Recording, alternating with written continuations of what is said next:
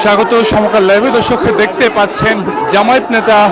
ATM Azharul ইসলামের মুক্তির দাবিতে ঢাকা মহানগর দক্ষিণ এবং উত্তর জামাতের আয়োজনে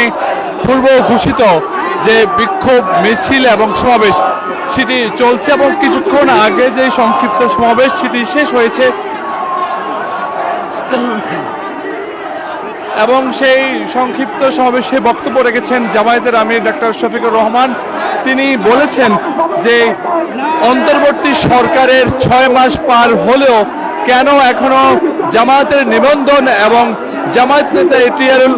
এটিএম আজহারুল ইসলামকে কেন মুক্তি দেওয়া হচ্ছে না, তিনি সেই প্রশ্ন রেখেছেন এবং তিনি তার তীব্র ভাষায় প্রতিবাদ জানিয়েছেন এবং তিনি বলেছেন যতক্ষণ না পর্যন্ত জামায়াত নেতা এটিএম আজহারুল ইসলামকে মুক্তি দেওয়া না হবে ততক্ষণ পর্যন্ত জামায়াতের ইসলামের যেই তারা আন্দোলন বিক্ষোভ কিংবা সমাবেশ সেটি চলমান থাকবে বলেও জামায়াতের আমির ডাক্তার শফিকুর রহমান তিনি তার বক্তব্যে সেটি জানিয়েছেন।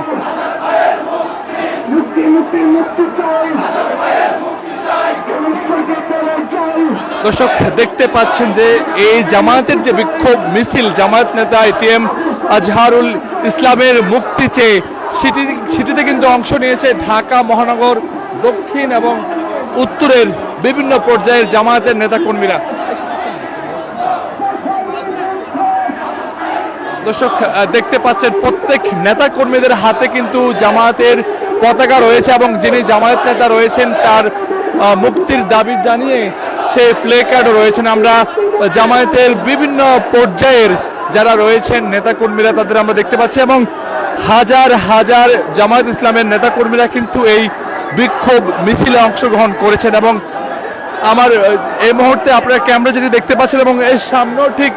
ততরূপ সামনে এগিয়ে গিয়েছে এবং এখনো অসংখ্য জামায়াতের হাজার হাজার নেতাকর্মীরা কিন্তু জামায়াত নেতা এটিএম আজহারুল ইসলামের যে মুক্তি সেই মুক্তির দাবিতে তারা কিন্তু বিক্ষোভ মিছিল করছেন এবং সেই সাথে